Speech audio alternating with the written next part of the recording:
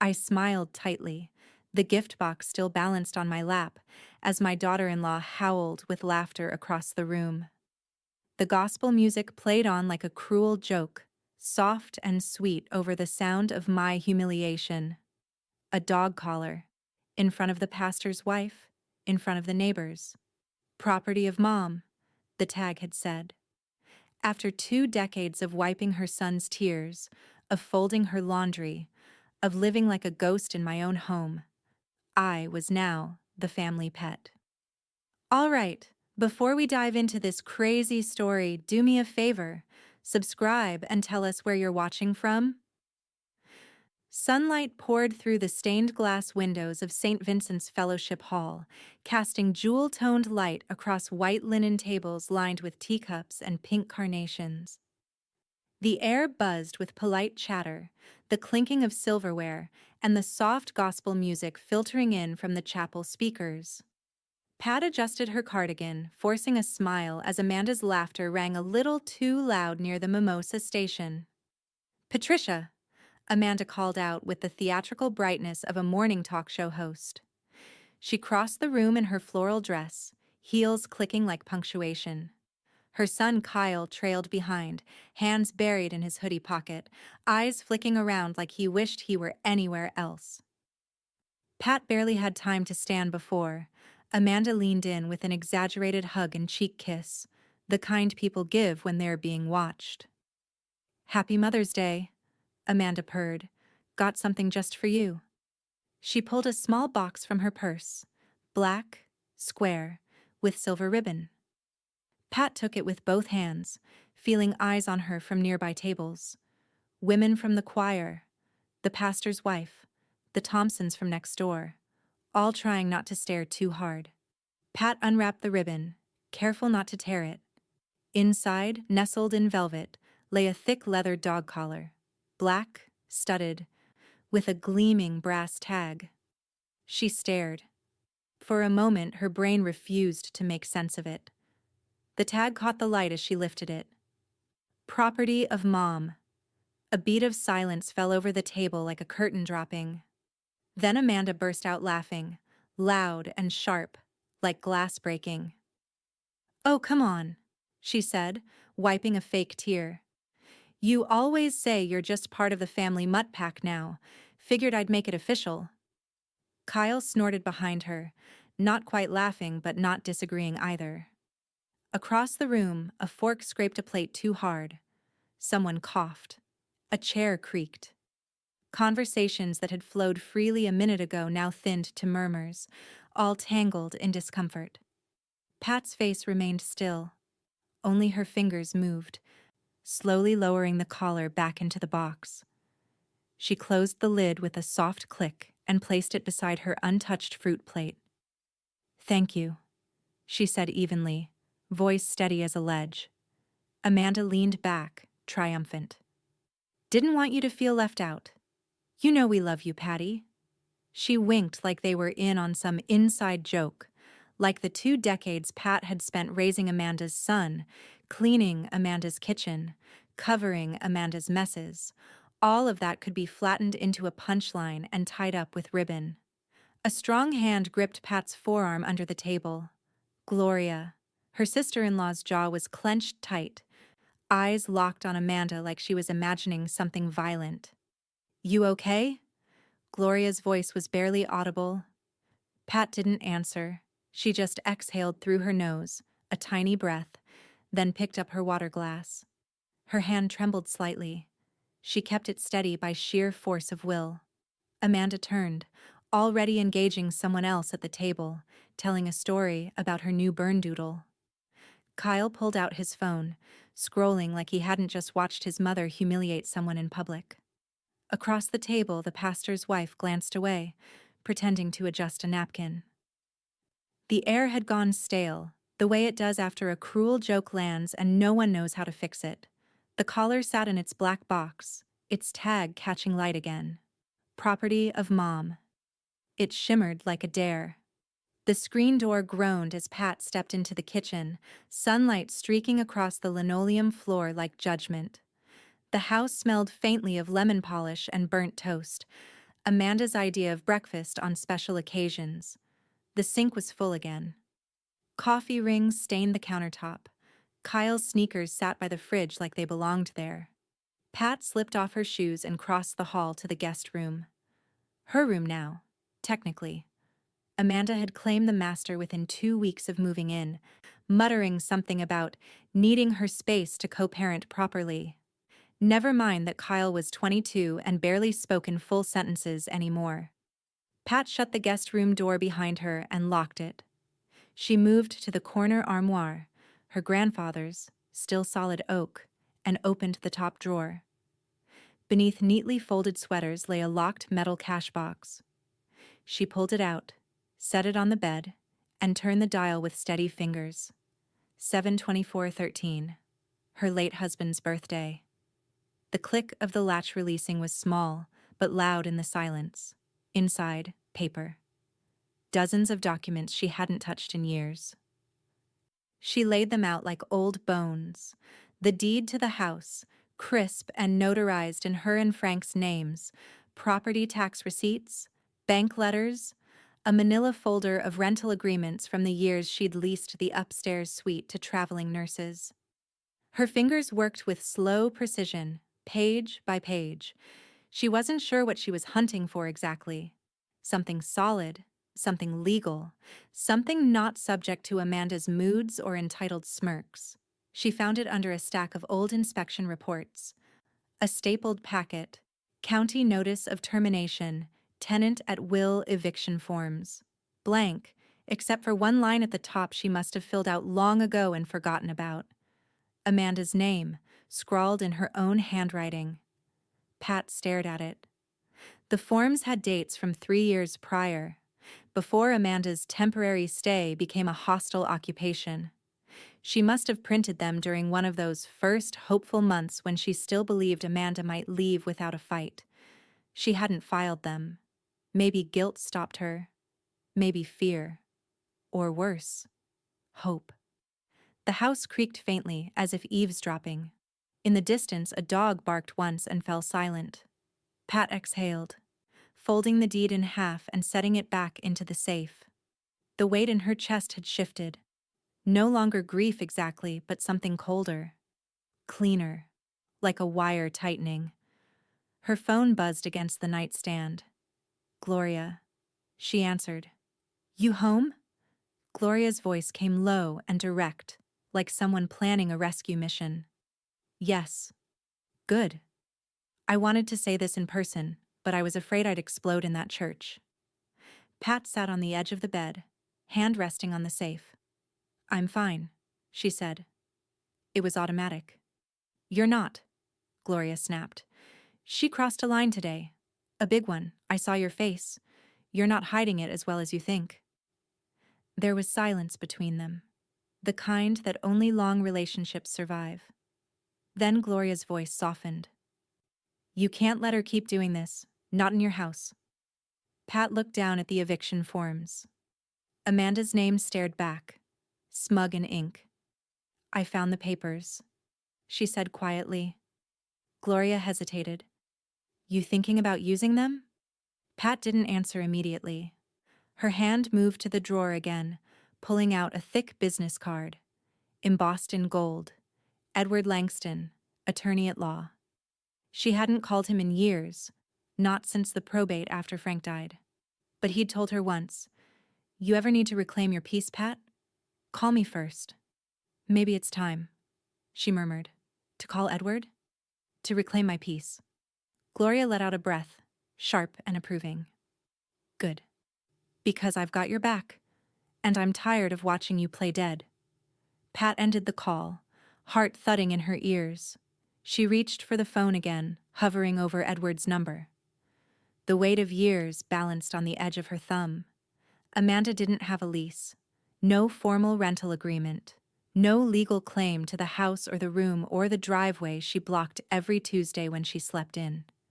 Just arrogance, just noise. Pat pressed call. The cafe was tucked between a nail salon and a defunct vape shop, one of those aging strip mall places with a neon open sign that buzzed faintly even in daylight. Inside, It smelled of burnt espresso and cinnamon.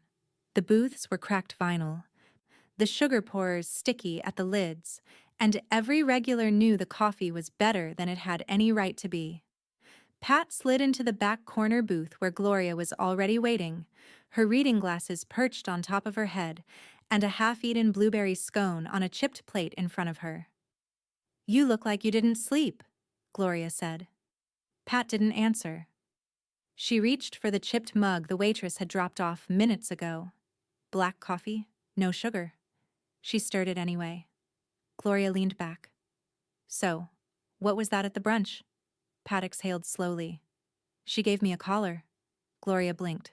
"A what?" "A dog collar. Real leather. Brass tag. Said property of Mom." Gloria stared, stunned into silence. "She wrapped it in tissue paper, like it was a necklace. Handed it to me like it was sentimental." Pat's voice didn't rise, didn't crack. It just carried, quiet and sharp. Gloria's nostrils flared. "That woman's got a warped definition of motherhood." "She laughed," Pat added. "Thought it was clever." Gloria's voice dropped to a low growl. "She's treating you like a joke in your own house, like you're some unpaid maid who should be grateful just to orbit her." Pat's gaze stayed fixed on the window. Outside, a leaf skittered across the parking lot, caught in the wind, then vanished beneath a rusting pickup. "I think she likes seeing what she can get away with," Pat said finally. "She's testing your silence," Gloria replied, "and you're letting her think it's permanent." Pat took a slow sip of coffee. No milk, no sugar, no reaction. The silence stretched. A few booths over, a toddler banged a spoon against the table while his mother whispered apologies. The waitress refilled someone's mug without asking. Pat stared at the cracked edge of her saucer and felt the old version of herself, the accommodating one, the one who left lights on and bit her tongue, peeling away like old wallpaper. Her phone buzzed. She pulled it out, thumbed the screen. A message from Kyle. "Hey, need to swing by later for my mail. Should I knock or just walk in?" No greeting, no punctuation, no question mark that felt like he actually meant it. Gloria glanced down. "Him?" Pat nodded, then slid the phone face down onto the table without responding. "I remember when you used to get handmade cards from him," Gloria said, voice distant. "He was sweet back then." "He was 10, Pat said. "He had a bedtime." They both went quiet again. Pat wrapped her hands around the mug. It was warm, but the heat wasn't reaching her fingers. She looked up at Gloria, her eyes clear, her posture straight. Not stiff, not tense. Just ready. "I called Edward." Gloria's brow lifted. "Yeah?" "He's drawing up what I need. She's not on the lease. Not on any lease. Just squatting in my life like she never left." Gloria sat forward, her expression softening in a way Pat hadn't expected. Not pity, respect. "You waited long enough," Gloria said. "Now make it count." Pat offered the barest hint of a nod. No smile, just intention. The waitress came by, offering more coffee. Pat waved her off gently. Kyle's message stayed unopened on the screen. Edward Langston's office hadn't changed in a decade. The waiting area still smelled faintly of pine cleaner and old paper.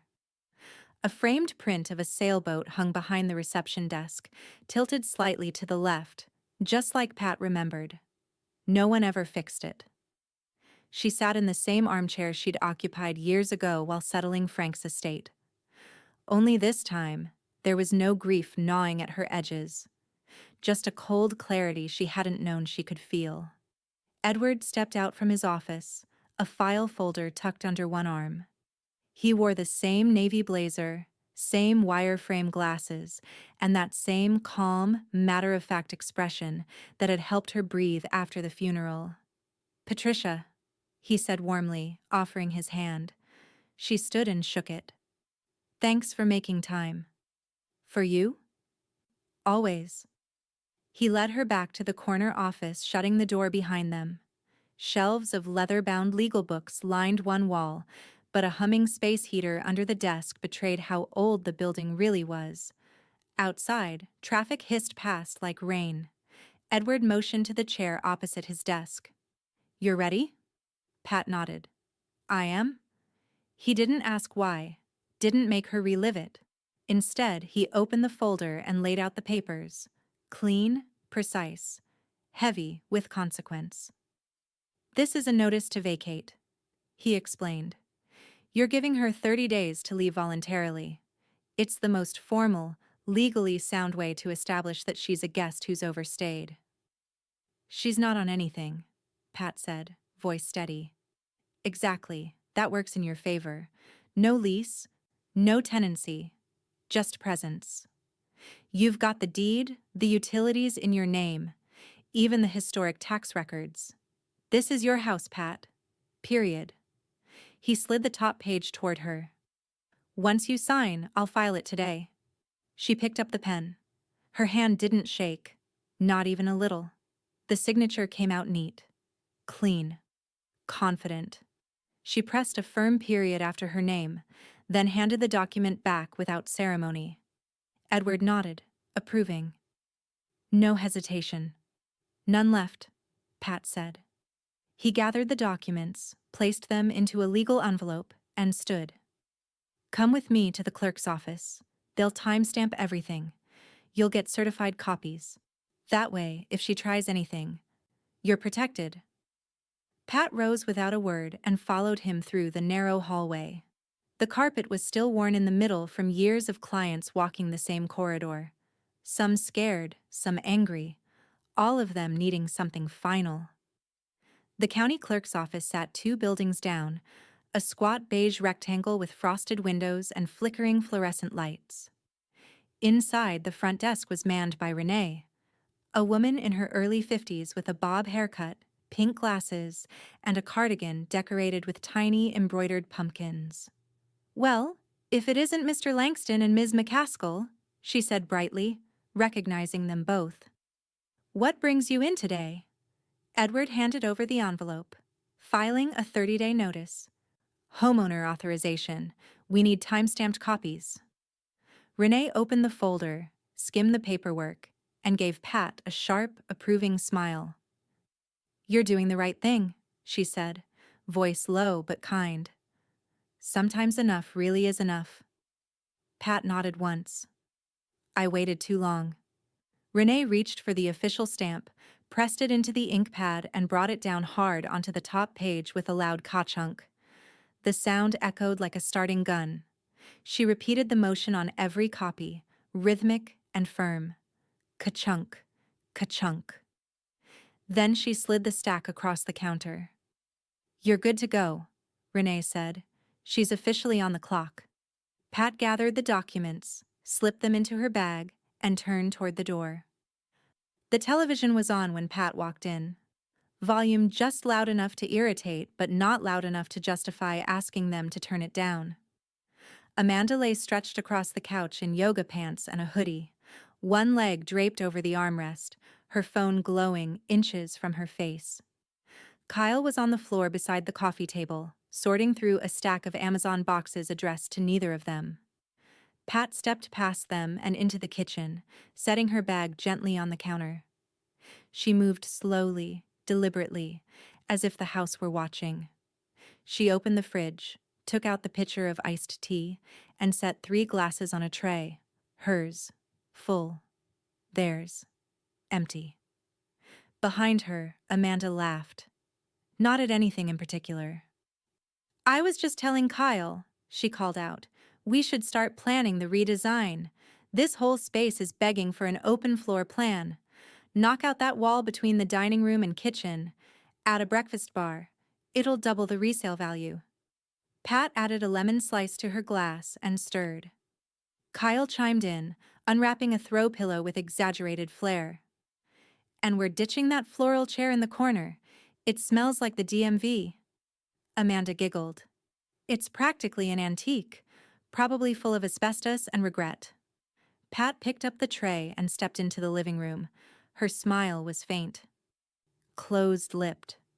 Nothing on her face betrayed the weight of the folder sitting in her purse. She set the tray down carefully on the coffee table between them. Amanda grabbed a glass and took a long sip, smacking her lips. You always make it better than me. It's like you have, what do they call it? Old lady magic. Pat sat in the recliner, her posture loose. Relaxed. Too relaxed. Kyle pointed at a folded flyer on the end table. Hey, we saw this condo flip in Castle Ridge on YouTube. Gave us some great ideas for this place. Amanda raised her glass. Once the house is ours, we're gonna blow out half these walls. Pat tilted her head slightly. Is that so? Amanda laughed again, like they were all in on the same joke. Please, we've practically claimed it. You're gonna leave it to us anyway. Might as well start making it livable. She looked around and wrinkled her nose. God knows it needs help. Pat's phone buzzed. She reached into her purse and pulled it out, glancing at the screen. Her eyes lingered for half a second. Edward Langston. She didn't answer. Amanda rolled onto her side, sipping lazily. You okay? You're awfully quiet. Pat took a long drink from her glass, ice clinking softly. I was just thinking, she said, voice calm, how fast things change. Amanda raised an eyebrow. Like what? Pat didn't reply. She just smiled, a small, unreadable curve of the mouth, the kind of smile you give when you already know the ending. Her phone buzzed again. This time, she let the vibration echo through the cushion. Then she tapped the screen. New voicemail. She stood slowly, collecting the tray. I'll be in the kitchen. Amanda barely acknowledged her, already distracted by a video on her phone. As Pat stepped into the hallway, she pressed play and held the phone to her ear. Edward's voice filled the silence. Patricia, it's official. Notice has been posted and served. She's got 30 days. You're protected. Call me if you have any issues. Congratulations, by the way. That was a bold move. Pat ended the message. Her thumb hovered for a moment, then deleted it. In the living room, Kyle was asking Amanda what she thought about gray cabinets. Pat placed the tray in the sink.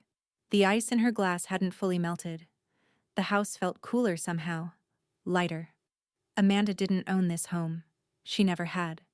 But she'd just been told. She just didn't know it yet. Morning light angled through the kitchen blinds, cutting the room into strips of gold and shadow. The iced tea pitcher still sat on the counter from last night, beads of condensation gathering at its base. The house was quiet except for the muffled thump of Kyle's footsteps overhead and Amanda's laugh spilling from her phone somewhere in the hall. Pat stood at the sink rinsing breakfast plates. Her hands moved automatically. Soap, rinse, dry. But her mind was still on the stamped copies in her purse. She had slipped one into a plain envelope and left it on the counter where Amanda always dumped her keys. The dog barked once out back. The screen door creaked. Amanda breezed in wearing her slippers and a smirk, scrolling through her phone. She set it down, noticed the envelope, and reached for it. What's this? She asked, tone half curious, half annoyed. Mail for me? Pat kept her back to her, towel in hand. Amanda tore the flap and pulled out the folded papers. Her eyes scanned the top line. Her lips moved as she read. Then her face froze. What the? She muttered. She read again, louder, voice breaking. Notice to vacate, 30 days. Kyle walked in just then, cereal bowl in hand.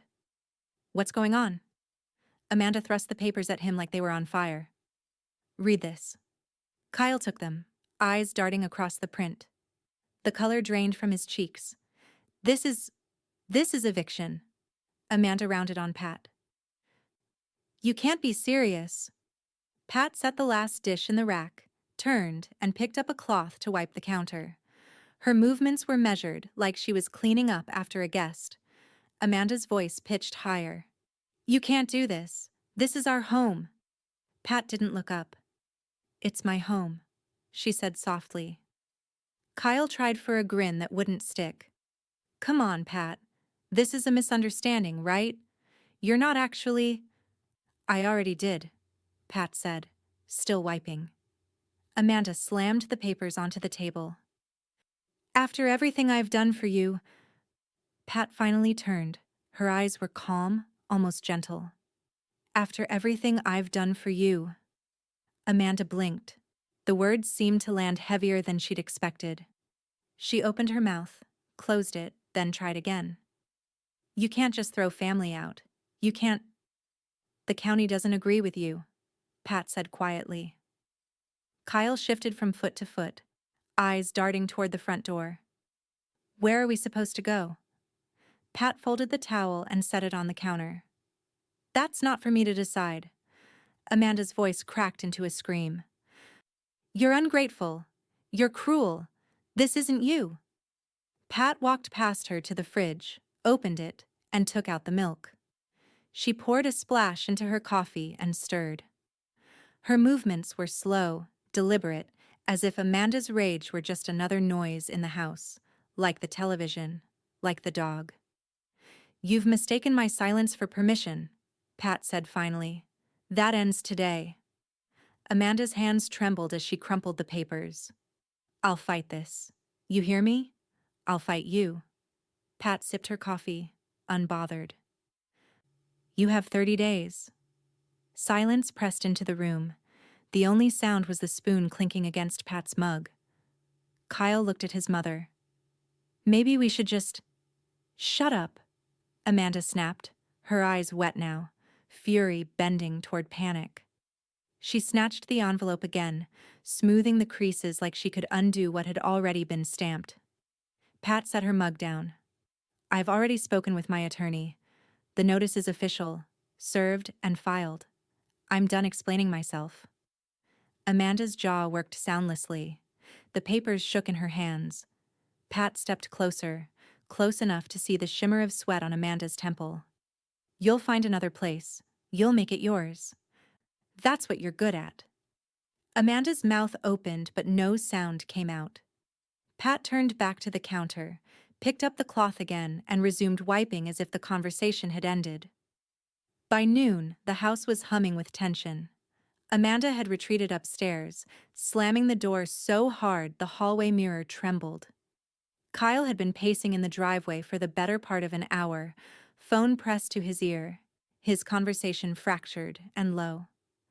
Pat sat at the kitchen table with her tablet propped beside her coffee. A half-eaten sandwich rested on the plate in front of her, untouched. The screen glowed with Facebook's familiar blue.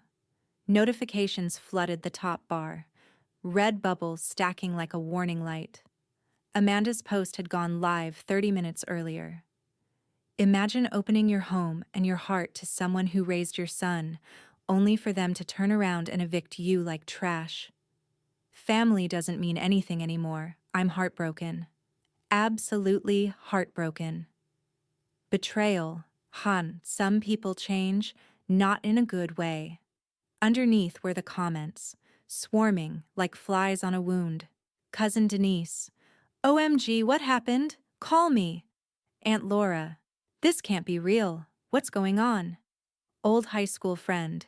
You've always been so generous, Amanda. People take advantage. Pat scrolled slowly, her face unreadable. Her inbox had already begun to fill. Half a dozen messages from distant relatives and long silent family friends, all of them some variation of, Hey Pat, just saw Amanda's post. What's going on? Or, Seems serious. Want to give your side? Pat clicked open one, then another. She read each message carefully, slowly, the way you might inspect fruit at a store you don't plan to buy. She typed exactly 4 words. She has 30 days. Then copied, pasted, sent. No elaboration, no defense. Behind her, the back door opened. Gloria stepped in, sunglasses perched atop her head, a grocery tote slung over one shoulder. She placed it on the counter, pulled out a carton of eggs and a roll of paper towels, then leaned over Pat's shoulder to look at the screen. Ah, she said, lips quirking. The Facebook rebellion. Pat didn't answer. Gloria tilted the screen closer. She used the crying emoji and a hashtag. She's spiraling. Pat sipped her coffee. She's performing. Gloria let out a short laugh. Hope she tags the sheriff when he comes to change the locks. Pat's phone buzzed on the table. Edward Langston. She picked up without hesitation. Afternoon, came Edward's measured voice. Just checking in. I imagine you're seeing some blowback. Online mostly, Pat said. Edward sounded almost amused. Of course, civilized war. I'm not answering anyone. Smart. Let the paper speak for itself. There was a pause. The kind of pause lawyers take before delivering reassurance. You've done everything right, Edward said. The filing's clean. Her status as a non-tenant is established. The clerk's timestamp is final. Let her scream. She will. She already is, he added. Pat gave the faintest smile. True. Gloria opened the fridge and took out a bottle of water. He says you're protected? She asked. Pat nodded. Gloria twisted the cap and drank. Good. Because she's trying to turn this into a soap opera. And you're not playing your part. Pat closed the tablet gently. I've played that part for 20 years. The back door creaked again.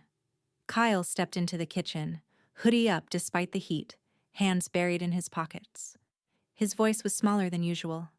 Can we talk? Pat turned, slow and calm. You're always welcome to talk, Kyle. He hesitated. She's upset. I noticed. She feels blindsided. Pat met his gaze. I know. Kyle's shoulders sagged. I don't know where we're supposed to go. That's between you and your mother. There was a long beat.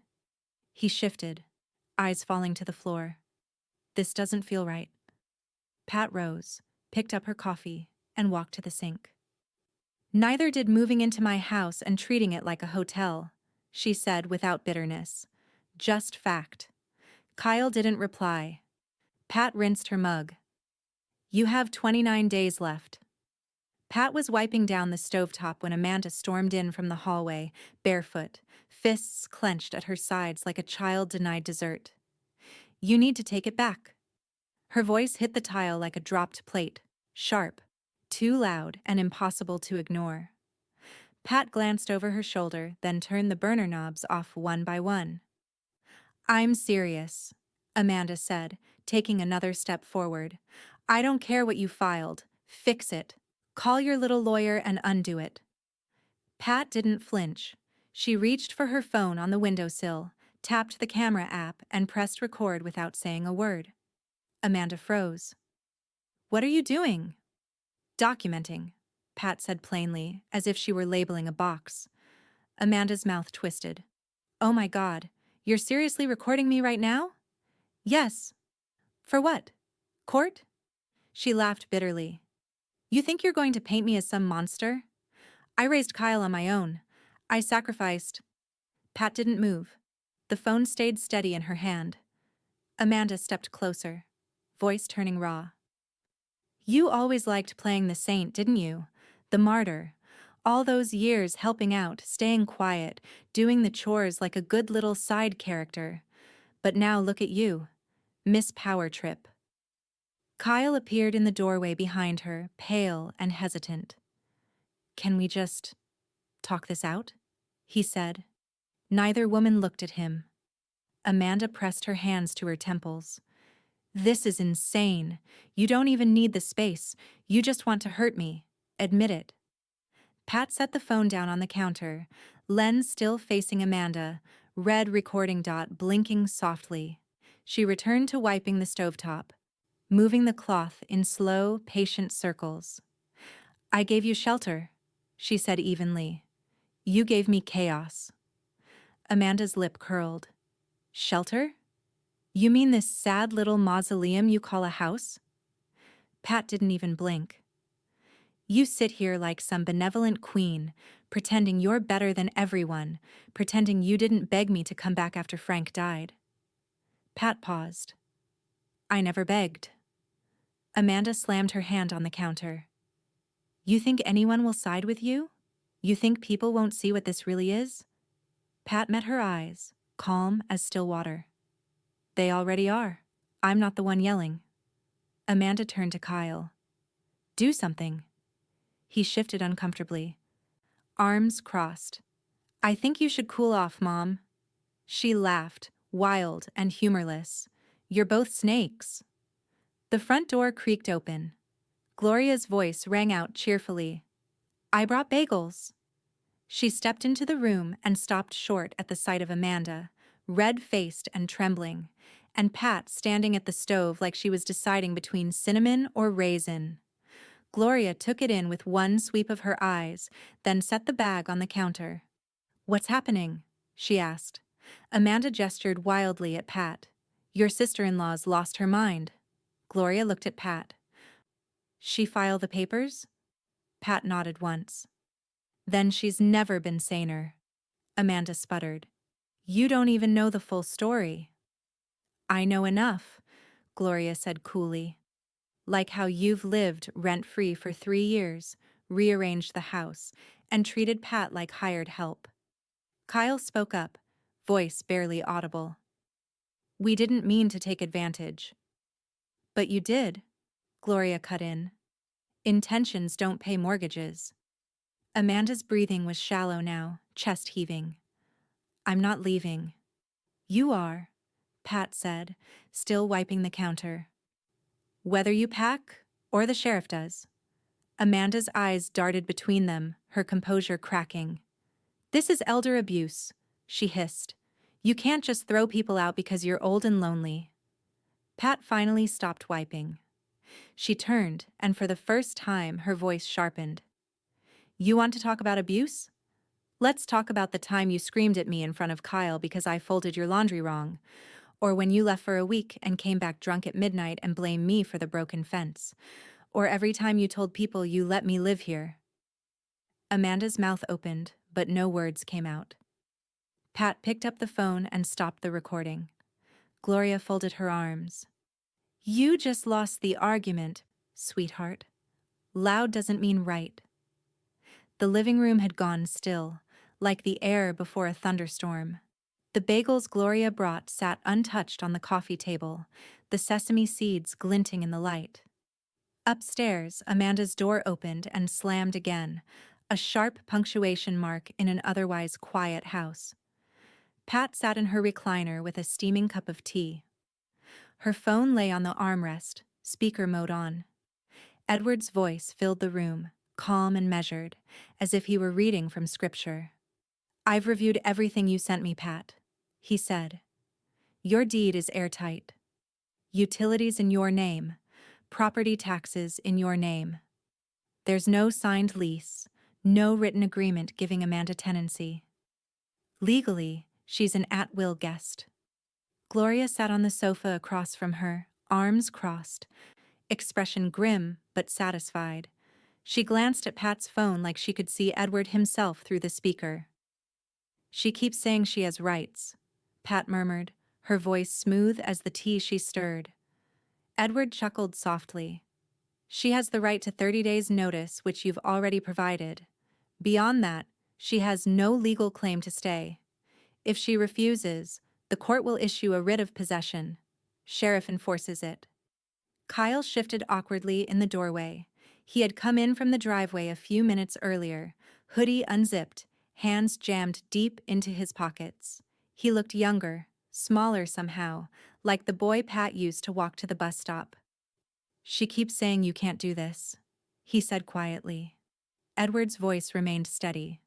That's because she doesn't understand the law, or doesn't want to. Pat took a slow sip of tea, eyes never leaving Kyle. Maybe you should? He swallowed hard. She never paid a cent toward the bills, he admitted. Not once. She'd give me cash for groceries sometimes, but never the mortgage or taxes. Gloria snorted. Figures. Kyle winced. I guess I thought. He trailed off, then forced the words out. I guess I thought you owed her something. After everything. Pat tilted her head slightly, studying him. I already paid my debt, twice over. More. From upstairs came the muffled sound of a dresser drawer slamming. Amanda's voice floated faintly down the stairs, half muttering, half raging, like a storm gathering behind a door. Edward cleared his throat on the line. Patricia, you've handled this exactly by the book. Don't second-guess yourself. If she tries to intimidate you, call me. I'll handle it. I'm not intimidated, Pat said, setting her tea back on its saucer. Gloria leaned forward. She's up there sulking, but she's gonna try something. You can feel it. Pat's lips curved faintly. I've felt it for years. Kyle rubbed the back of his neck. What happens if she refuses to go? Edward's tone sharpened slightly. Then she'll learn what the sheriff's notice looks like. But you've done your part. The law's on your side. Silence settled. The only sounds were the faint hum of the refrigerator and the occasional thud from upstairs. Pat's tea sent up a gentle curl of steam. Gloria looked at Pat. You're calm for someone about to evict her own family. Pat stirred her tea once, twice, letting the spoon clink softly. I've been practicing. Another slam from upstairs, louder this time, the sound of something heavy being dragged across the floor. Kyle flinched. She's packing, he whispered. No, Gloria said dryly. She's planning her next scene. Pat rose and walked to the window. Outside, the late afternoon light fell across the yard like thin honey. She could see Amanda's car parked crooked in the driveway, the bumper still dented from last winter. On the phone, Edward's voice remained steady. If she becomes aggressive, call me first, the sheriff second. You're covered legally and financially. This is your house. Pat's reflection in the glass was almost unrecognizable, chin high, shoulders back, eyes clear. She touched the window frame with her fingertips, then turned back to the room. Thank you, Edward, she said. I'll call if I need you. Anytime, Pat. You're not alone. She ended the call. The room felt quieter without Edward's voice, but heavier too, like the house had been holding its breath. Kyle spoke, voice breaking. I didn't know it would get this far. Pat looked at him steadily. You didn't want to know. Gloria rose, brushing crumbs from her hands. She's out of moves. The law's not on her side. Pat sat in the recliner by the front window, a ball of deep green yarn nestled at her feet, and needles clicking steadily in her lap. The rhythm soothed her. Knit, purl, knit, pause, breathe. The sun drifted across the room in slow golden stripes, glinting off her glasses and catching the slight silver in her hair. On the side table, her laptop chimed. She adjusted her glasses, leaned forward, and opened the email. It was from Edward. Subject: Court confirmation. Filing complete attachments. Docket receipt. Notice of possession. Sheriff coordination intake. She opened each PDF slowly, studying the stamps and signatures. No drama, no interpretation, just action, just proof. From upstairs came the muffled sound of footsteps, then the slam of Amanda's bedroom door. Again. Pat returned to her knitting. She had made it halfway through the body of a cardigan, something thick and warm she planned to donate to the church's fall drive. Her fingers didn't even hesitate when her phone buzzed beside her elbow. A text from Gloria. You see Amanda's latest post? Pat tapped the link and was taken to Facebook. Amanda had posted a black and white selfie, cropped close on her tired eyes, with a caption scrawled in cursive font across a stormy gray background. Sometimes it's the ones you trust the most who weaponize the law to destroy your life. Prayer. Request. One day at a time. The comments were piling up beneath it. Old friend. Are you okay? You can stay with us if it gets worse. Former co-worker. So many snakes in the grass these days. Some guy named Brent. She'll get what's coming. We always do. Pat exhaled through her nose. She didn't reply. She didn't even type. She just pressed the lock button on her phone and returned it to the armrest. Knit, purl, Down the block, Kyle emerged from the corner grocery, paper bag under one arm, sunglasses on like he hoped they could make him invisible. Pat had watched from the window as the cashier, a girl from the community college, had tried not to stare at him during checkout. He had shifted his weight from foot to foot, cheeks pink, mumbling something about just visiting. Now he moved quickly down the sidewalk, not looking toward the house. Gloria's car pulled into the driveway 10 minutes later. She walked in carrying a cold brew and a grocery bag, already talking before the door had closed. "I ran into Vicky at the pharmacy," she said. "She asked if Amanda's really suing you. I told her if drama paid rent, your daughter would have bought a house in Beverly Hills by now." Pat didn't look up. "Is that what she's telling people?" Gloria set the drink down in front of her. "She said you're retaliating against her for emotional trauma and trying to seize her possessions." Pat raised one eyebrow. "She means the bag of thrift store heels and 3 crates of expired almond milk?" Gloria laughed. "She also mentioned a possible countersuit for displacement. I Googled it. Not a thing." Pat took a slow sip of her coffee, still holding the needles between her fingers. "Edward would have called me." Right on cue, her email chimed again. She clicked the new message. Subject: Re. No valid countersuit. Pat: "There is no case. There is no filing. There is no standing. She can cry on the internet all she wants, but legally, she's dust. Let me know if she tries anything physical." Edward Pat smiled. Not smugly. Just peacefully. Gloria read the subject line over her shoulder. "Well, look at that." The silence between them was soft. Easy. Outside, a breeze rattled the wind chimes by the porch. Upstairs, another thump echoed. Amanda moving something heavy across the room, maybe out of spite, maybe out of preparation. It no longer mattered. Pat turned a row, tightened a stitch.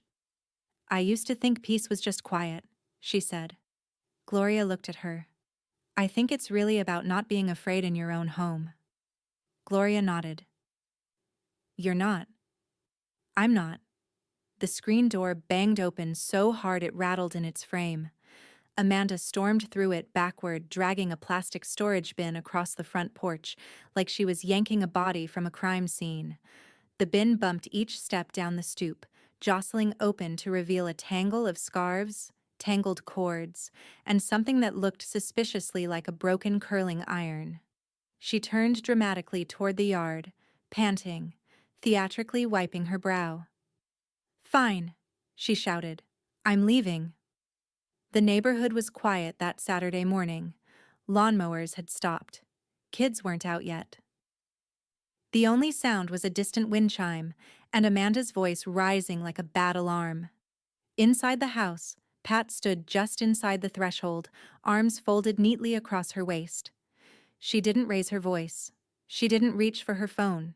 She simply stood still. Another bin appeared behind Amanda, carried awkwardly by Kyle, his hood pulled up despite the heat, a box of toiletries tucked beneath one arm. Amanda glanced over her shoulder, then back at Pat, who hadn't moved. "Out of the way," Amanda snapped. Pat didn't budge. "You said I had to go." "Well, I'm going." Pat's voice was calm. "Not like this." Amanda's face twisted. "Excuse me." "This isn't a stunt," Pat said. "This is real." Amanda threw the bin down onto the grass with a thud. "What do you think I'm doing?" Gloria, already on the porch with her arms crossed, reached slowly into her purse and pulled out her phone. She didn't raise it high, just angled it enough to start recording. "I think you're hoping someone will drive by and film you crying on the curb," Gloria said coolly. "Let's save them the trouble." Amanda whirled. "What is your problem? You're just some bitter old—" She stopped short when Gloria tapped the record button, red light blinking. Amanda turned back to Pat. "If I don't go now, you'll call the cops, right? That's the next act in your little play?" Pat looked past her, at the sidewalk, at the curtain that had just shifted in the neighbor's window, at Kyle now fumbling to retape the bottom of a sagging cardboard box. I'm not calling anyone, Pat said. But I am, Gloria said, her phone still in hand. Because she's about to throw her stuff on your lawn and call it an eviction. We're documenting. Amanda's mouth opened, closed. She looked around, realizing for the first time just how many windows faced their porch, just how quiet the street had gotten. She turned and screamed toward the neighborhood. She's kicking out her own daughter. No warning, no compassion. The bin Amanda had thrown over tipped slightly, a pair of old sandals falling out onto the grass. A car rolled slowly past. The driver didn't stop. Amanda's voice caught in her throat. You people think this is justice? This is abuse. Kyle set his box down by the porch steps. Maybe we should just wait until Monday. Amanda glared at him. Oh, sure. Wait until she has us arrested for trespassing. Pat's hand moved gently to the screen door handle. No one's arresting you, Gloria muttered. Yet? Amanda pointed. You can't block me from leaving. You're not being blocked, Pat said. But if you start dumping things on the lawn, I'll ask the police to supervise. Amanda's eyes narrowed. You'd love that, wouldn't you? I'd prefer dignity, Pat said, but I'll settle for documentation. A siren whooped once, short, sharp. Amanda spun around. A police SUV rolled into view, pulling up along the curb. 2 officers stepped out, one male, one female. Both composed, both with the air of people who had seen this kind of mess before. The male officer approached first. Ma'am, we got a call about a civil disturbance. Amanda pointed at Pat like a game show buzzer. That's her. She filed fake eviction papers. Now she's keeping me hostage in my own childhood home. The female officer raised a brow. You're Amanda McCaskill? Amanda blinked. Yes. And this address belongs to her, Amanda shouted. But that doesn't mean she can do this. Gloria stepped forward, phone still filming. You want the court documents? I've got them in my email. Time-stamped, signed, fully processed. Her daughter is not a legal tenant, hasn't paid a dime. The male officer turned to Pat. Ma'am, you filed the notice? Pat nodded, handed him a copy from the folder she had tucked by the door. Everything was already labeled. The officer skimmed it, then handed it to his partner. Looks like everything's in order here. Amanda's face went pale. But, she stammered, you're not going to force me out? We're not here to force anything, the female officer said. We're here to keep it peaceful. And right now, it's looking like your mother has the legal right to enforce this move out. So we suggest you follow the process, calmly. Amanda turned to Kyle, who was already lifting his box again, shoulders hunched. You're siding with her? Kyle didn't answer. He walked up the steps, past Pat, and carried the box back inside. The brass door to Edward's office gleamed in the weak autumn light. Pat reached for it without hesitation, the folder under her arm thick with paperwork she'd kept hidden for decades. Gloria walked beside her, a step behind, arms crossed as if daring anyone to interfere. Inside, the reception area smelled of lemon polish and legal pads. The tilted sailboat print was still on the wall, unchanged, its frame slightly crooked. The familiarity no longer made Pat ache. It steadied her. Edward opened his office door before the receptionist could announce them. Patricia, he said warmly, offering a handshake to both women. Gloria, come in. Pat stepped into the office, her shoes sinking softly into the old carpet. Sunlight streamed through Venetian blinds, striping Edward's desk in pale gold. Stacks of files lined the wall, each labeled in Edward's neat block handwriting. He gestured toward the chairs. I've already drafted the revisions you asked for, he said. They're on the desk. We can go through them together. Pat set her folder down and sat. Let's do it.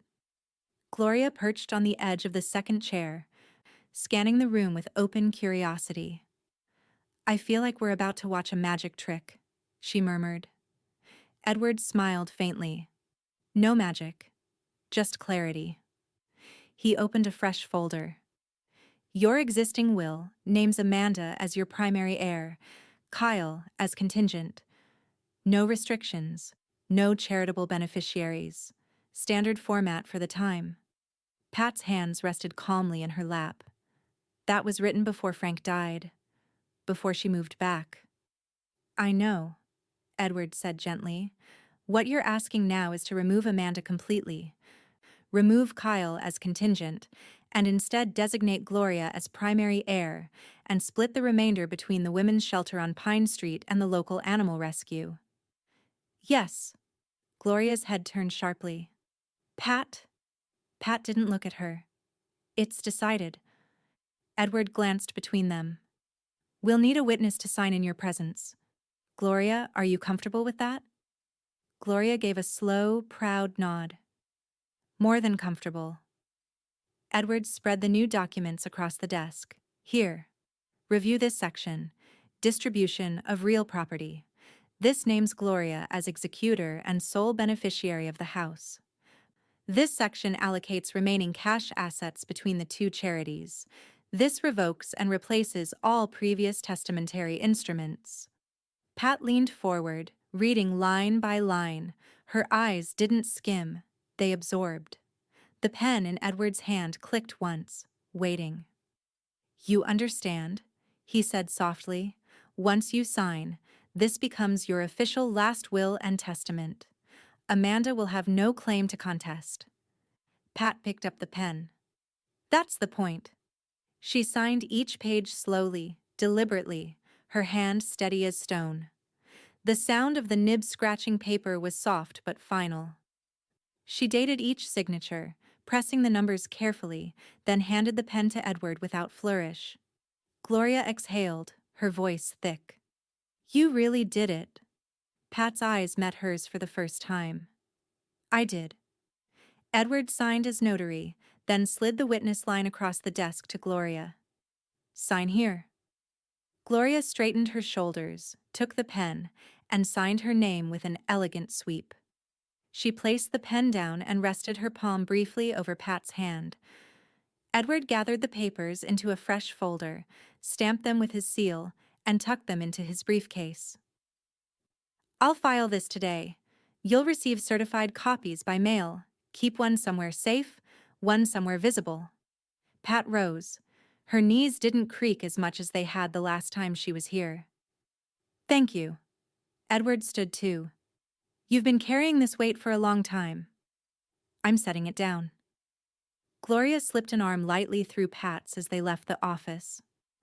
Outside, the wind had shifted, colder now, carrying the smell of rain from downtown.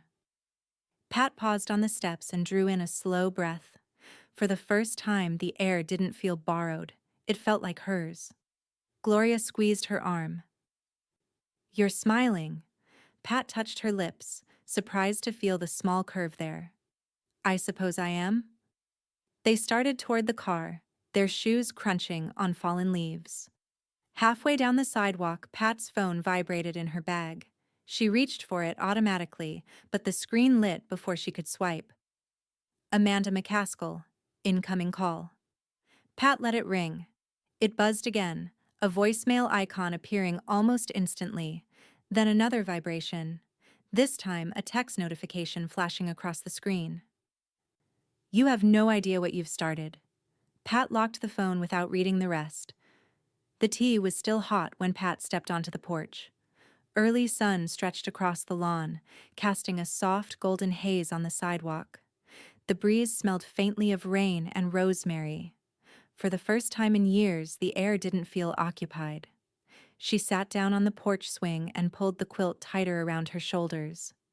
A ceramic mug rested in her hands. Earl Grey, splash of milk, just the way Frank used to make it. Her phone buzzed beside her. She didn't need to check it. Amanda's name had become a rhythm, a pulse she could anticipate without seeing. After 5 rings, it went quiet. Then came the text. I'm sorry.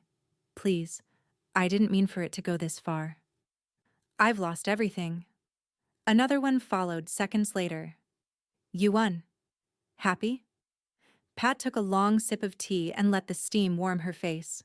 She didn't type anything back. She didn't need to. The sound of the upstairs window opening reached her ears faintly. Kyle was still inside, but just barely. She could picture him, shoulders tense, backpack half-zipped, trying to avoid making noise. Not out of guilt, but out of discomfort. The kind that sticks when a long lie finally ends. The screen door creaked behind her. He stepped out slowly, carrying 2 duffel bags and a laptop case.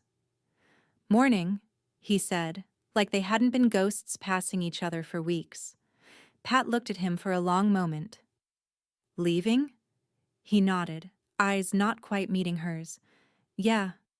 "Where to?" He shrugged. "Friend's couch. For now." Pat didn't move. "You've still got time. You know that." "I don't want it," he said quickly. I think it's better if we go." She nodded once. That was all. He walked down the steps, the duffel bags knocking against his knees. At the curb, a waiting car idled. No Amanda in sight. Just the driver. An older man, maybe a rideshare. Maybe someone owed a favor. Kyle looked back at the house, then at her. "I'm sorry too," he said. She raised her mug slightly. Not a wave. Not absolution.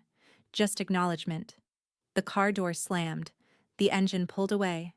And just like that, the house was hers again. By noon, Gloria arrived with 2 glasses and a chilled bottle of something sparkling. Not champagne, just the store-brand white grape stuff, but the cork still made a happy pop. They sat on the porch with the bottle between them, sun warming the wood beneath their feet. Gloria raised her glass. To peace. Pat clinked hers gently. To boundaries. They both drank. The laughter came easy this time, no edge to it. No weight. Gloria reached into her tote bag and handed Pat a cream-colored envelope. "Came to my office by mistake. Looks like your name on it." Pat opened it slowly. Inside was a folded letter on thick paper, the kind that still left faint residue on your fingers. "Dear Ms. McCaskill, we wanted to personally thank you for your generous contribution. Your donation will fund the renovation of our intake room, which serves women arriving from crisis situations. Your kindness will impact more lives than you know. With gratitude, Pine Street Women's Shelter." Pat folded it back with care. Her thumb rested on the edge for a long time. Gloria smiled. "That's gonna do more good than anything Amanda ever posted." They sat in quiet for a while after that. The leaves rustled in the gutters. A squirrel darted across the walkway and disappeared into the hedge. Eventually, Pat stood and stretched. "I think I'll garden this afternoon," she said. "Backyard?" "No," Pat said. "Front." By 3 o'clock she was in her work boots, gloves on, kneeling beside the mailbox with a hand spade. A flat of drought-tolerant perennials sat beside her, red salvia, lavender, and 3 hardy clumps of yellow desert marigolds. The earth was dry, but it broke easily. The roots took quickly. She hadn't planted anything new in years. Not since the last tenant left. Not since Amanda came back with promises and laundry and Kyle's boxes. She'd waited so long to reclaim the soil. As she patted the final marigold into place, her phone buzzed in her jacket pocket. Another message. "You really meant it." She read it once, then deleted it. Pat stood, dusted off her knees, and stepped back to admire the planting bed. The flowers didn't make the house look newer. They made it look honest, lived in, protected. The rumor came through the neighborhood app first, buried in a thread about property taxes and overdue HOA fees. Anyone else hear Amanda McCaskill filed Chapter 13? Guess her GoFundMe didn't cover her car note after all. By mid-afternoon, Gloria had screenshotted the post and texted it to Pat with one word: yikes. Pat didn't reply. She was elbow-deep in the kitchen sink, scrubbing out the wide ceramic bowl she used for Sunday biscuits. The warm water frothed with lavender soap, and her humming, tuneless but content, bounced softly off the tiled walls. When the front bell rang, she dried her hands and opened the door without urgency. Gloria stood on the porch holding a foil-covered tray in one hand and a bottle of local cider in the other. "I brought coffee cake," she said. "Also gossip. But the cake's better." Pat stepped aside. "Come in." Gloria set the tray down on the counter and peeled back the foil. Cinnamon, brown sugar, and pecans. Still warm. They didn't talk about Amanda right away. They talked about the changing leaves, about the little girl next door who had drawn a chalk mural of a dinosaur on Pat's sidewalk, about whether Gloria should finally go to that ballroom dance class she'd been putting off for 2 years. Then Gloria passed her the bottle and 2 tumblers. "She filed," she said at last, voice matter of fact. "It's real." Pat poured them both a modest splash. Not a surprise. "She listed over 70,000 in personal debt," Gloria added. "No car, no credit, no one co-signing." "She thought charm had a shelf life," Pat said, lifting her glass. "Turns out it had a sticker." They clinked once. No cheers. Just release. Later that afternoon, Pat stepped out to sweep the porch. The marigolds had taken beautifully. Even the salvia had survived the last cold snap, buds still blushing red. She wore her apron, blue with sunflowers, and a fresh pair of gardening gloves tucked into the front pocket. The broom bristles whispered across the wood. Across the street, Mrs. Beasley waved from her front stoop. "Your yard's never looked better, Pat." Pat waved back. "It's finally got room to grow." Mr. Donnelly from 2 doors down wandered by with his retriever. "We all saw what you went through," he said, not stopping. "Not everyone handles a storm with grace." Pat nodded politely. "I've had practice." He tipped his cap. "Well, you made it look easy." Pat didn't correct him. She just kept sweeping. Inside, she found an envelope slipped through the mail slot, hand-addressed with a Pine Street return label. She opened it with care. Inside was a glossy trifold, the shelter's fall newsletter. Halfway through was a photograph of their newly renovated intake room. Fresh paint, clean bedding, framed prints on the walls. Above the photo was a headline in bold, "Hope begins with a door. Renovation sponsored by Patricia McCaskill." Below it, a quote from one of the women who had stayed there. "I walked into that room and didn't feel like trash. I felt human again." Pat held the paper for a long moment. Her thumb traced the edge of the quote as if trying to absorb it into memory. She placed the newsletter on the mantel. Just before dusk, Gloria came back to retrieve her tray. Pat had packed up a few slices of the coffee cake in wax paper, tied with kitchen twine. "I know you don't need help," Gloria said at the door, "but I'm proud of you anyway." Pat smiled softly. "I'm just trying to make room." Gloria leaned in, eyes sharp with admiration. "You didn't just make room, Pat. You reclaimed it." They hugged, brief but full, solid. And then Pat stood on the porch, alone again. Not lonely. Alone. The street was calm, the wind quiet. Somewhere in the distance, a car door slammed and an engine rumbled to life, but none of it pulled at her. She turned back toward the door, her hand on the knob, when a car slowed in front of the house. A beat-up silver sedan, tinted windows, California plates. It didn't stop, just lingered, then moved on. Pat watched it disappear around the corner, her expression unreadable. The sun was already high by the time Pat knelt in the side yard, a soft bristled brush in one hand and a tin pail in the other. She worked gently, clearing dust from the smooth paddles of her prickly pears, careful not to disturb the tiny blooms forming at the edges. The cactus garden had come in beautifully, rows of beryl and bishop's cap nestled in gravel, flanked by native grasses and flat river stone. It wasn't flashy. It was resilient, just like her. The breeze carried a faint scent of lemon verbena and dust. She wiped her brow with the back of her wrist and sat back on her heels. Across the fence, a pair of finches flitted through the birdbath.